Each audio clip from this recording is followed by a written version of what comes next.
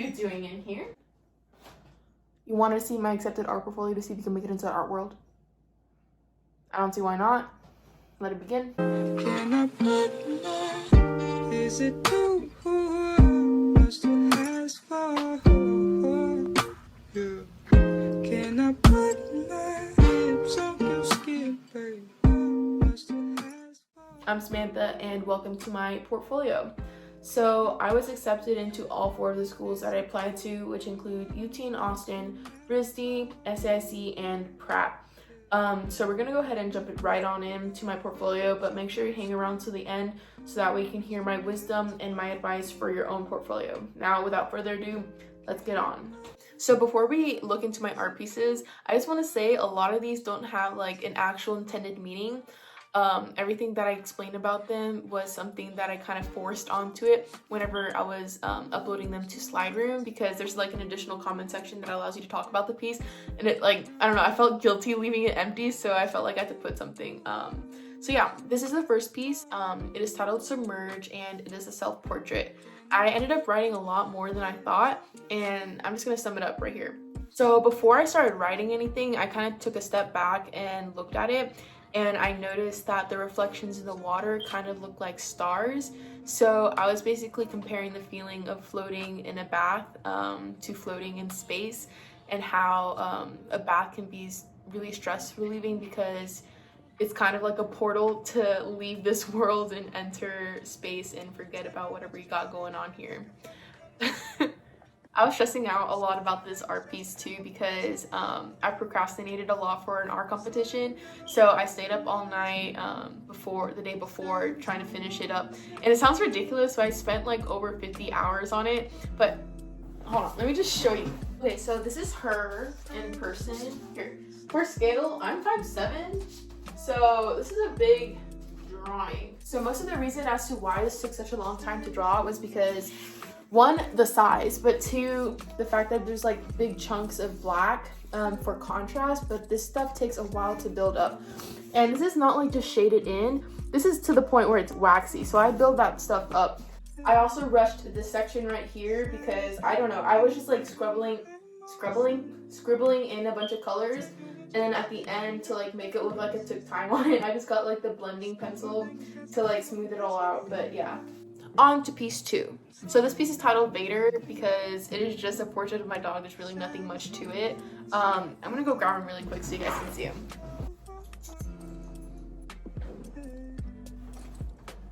So that's pretty much it for that piece. This one's titled Cold Night, and it is a portrait of my Mama Bralia, or my grandma. So this whole drawing was inspired by one photo. I'll insert it right here. The reason why I liked it was because it already had like an abstract feel to it, where it's like a small face, big jacket, and it just kind of looked distorted. So I took a lot of inspiration from it, and I put it into the drawing. So my goal with this piece was to portray the city the way I thought my grandma viewed it, so an ambiguous and confusing place. And the way I achieved that by was drawing the city illustratively, so no perspective was used, only crooked lines, no ruler, and the only realistically drawn thing was her face, because the only thing that she knows was herself. This is really different compared to a lot of the work that I usually do, and even though it's not the best and it's not technically sound and there's a lot of things about it that I would still change or I would redo, I had a lot of fun making it. This next one is titled Kiana, and it is an observational portrait of my best friend, Kiana. Nothing much to it, just an observational drawing from my sketchbook. It's required to include at least 2 of those, and this is just like one of the 3 that I submitted. Y'all, this next piece is actually my favorite. So let me introduce you to Skags, audience, Skags.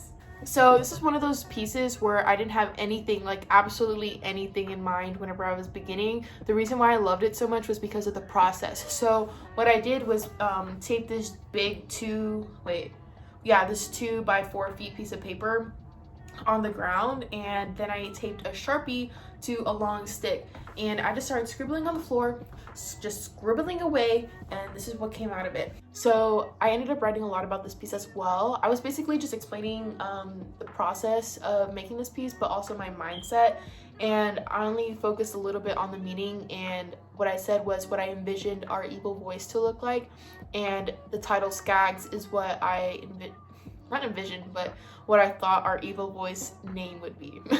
Okay, so obviously I don't have a man named Skags in my head, like that's just weird. I was just saying that for the purposes of having a meaning for my art piece in slide room. But I guess what is concerning is that's what comes out naturally whenever I draw, but disregarding that, on to the next piece. This next piece is titled Moving Aftermath, and I included it as one of my observational drawings. I believe this was either my sophomore or junior year midterm for my drawing class, and the project was that my teacher, he had a bunch of extra like moving boxes, so he stacked them all up on each table, and our objective was just to draw whatever we saw from whatever perspective we were in. And he was like, hold on, he was like this. He always has a long stick. Student, don't you be tricked. Even though there are a bunch of boxes, they're really complex to draw. Okay, he's nothing like that, but he always has a stick and he slaps the table.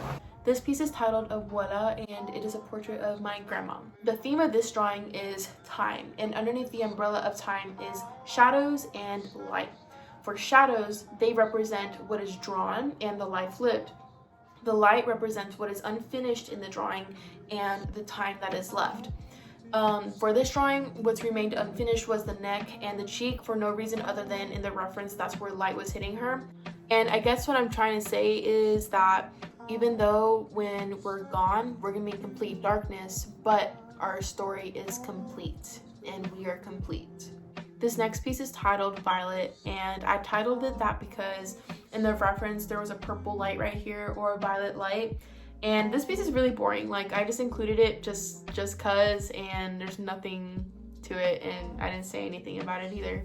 This next piece is titled Pensive, and it's really similar to Skags. They have the same drawing process and everything, but this one was like the first of that type of drawing that I made. What I said about this drawing was what I think something scary feels like, which has nothing to do with the title Pensive. Like, it doesn't make sense, but that's all I wrote about it. Dun, dun, dun, dun, dun, dun. This next piece is titled Stranger, and it is a sketchbook drawing. It is called Stranger because it's a drawing of a stranger. The reason why I do that is because I find it really refreshing to draw a real face opposed to a face on the internet, because those are typically posed, edited, and photoshopped, and they're just not real. I drew this lady in a coffee shop where I waited for my sister to get out of school, and when she came in, she sat at the table across from me, and I thought it was a perfect opportunity to draw her, so I did. This next piece is titled Abuelo, and it's actually a commission piece. I didn't write anything about it in slide room, and I included it just to show technical skill of color pencil on tone paper. This next piece is titled Luna, and it's just a portrait of my dog. This drawing is actually really old because I did this freshman year, I think. Yeah, freshman year. And I included it just because it was my first attempt with color pastel, and I wanted to show variety in my mediums.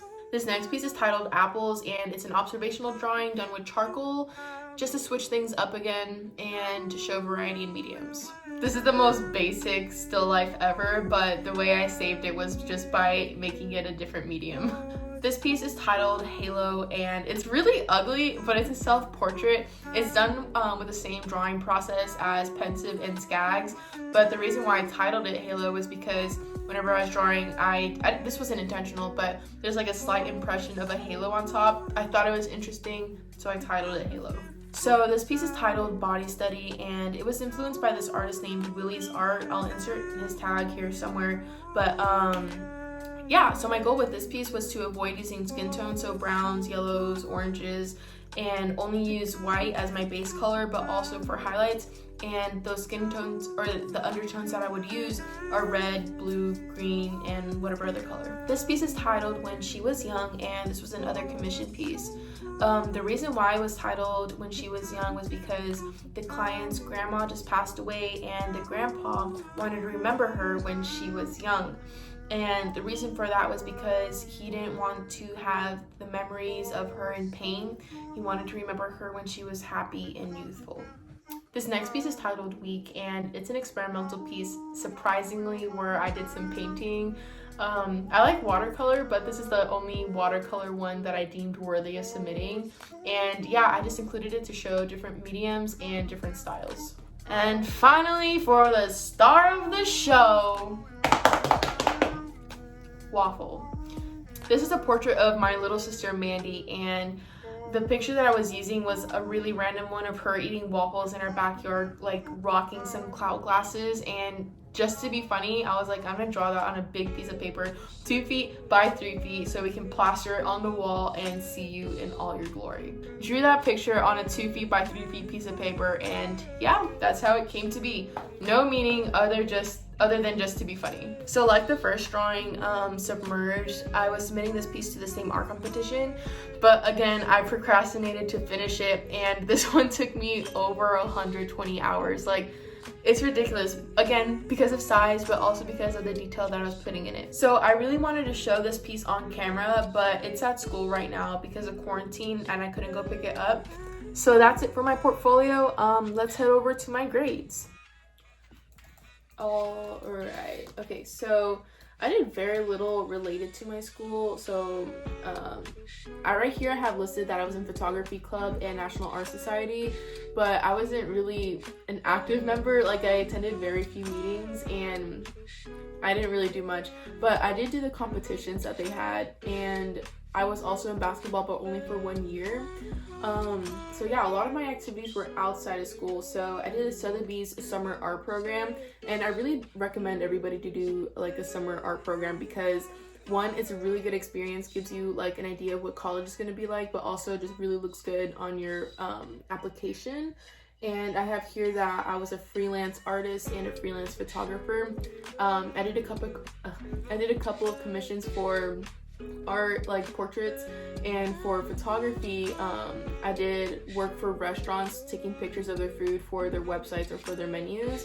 And I also did maternity, I did one wedding, and I did a lot of senior portraits. Other activities that I did were Brazilian Jiu-Jitsu. Right here I have listed that I was going to be a blue belt, but because of quarantine that hasn't happened, so yeah. Also, it's really important to provide the college with a list of awards that you've won. One, because it looks good, but two, it shows the colleges that you already have like a drive to make it in the art world. So yeah, I'll insert a picture right here of a list of the awards that I received, and right here in the back, right here's like my photography section of awards that I've won, and then over here is like more of my art stuff, and those are more medals. But yeah, another really good resource is attending National Portfolio Day because it allows you to directly talk to the college to get personal advice for your portfolio. For me personally, I didn't really have that great of an experience because they never really gave me advice or like answered my questions really. The lady at SAIC, she was really helpful though, but like the second I opened up my portfolio to her, she was like, this is RISD quality stuff, so like they already know what's up. Like RISD is, so yeah. She also gave me a list of artists that I should search up and like seek inspiration from, but I also asked her the question, should I have like a theme throughout my portfolio? And she was saying like, not to the point where you're completely stylized, but just to give the college an idea of what route you're planning on taking. Like if you're gonna do photography, stick to photography. If you're gonna do fine arts like drawing, painting, just stick to that. But like if you applied as undecided, I guess you can add a little bit of whatever you're interested in, but don't be all over the place. Another good reason to go to Portfolio Day is that a lot of the schools hand out application fee lifters, so that way you don't have to pay for your application, because if you're applying to like 6 to 10 schools and each application's around $10, that can get expensive really quick. So yeah, like go get those papers so you don't have to pay and like save some money. But also it's really fun just to go because you get to see everybody else's artwork, and I don't know, it's like a mini museum kind of thing. So that's it for this video. If you found it helpful or if you liked it, please leave a like down below. Also, if you have like any other questions, please comment down below and I'll answer them for you. But that's it. Thank you and have a good one.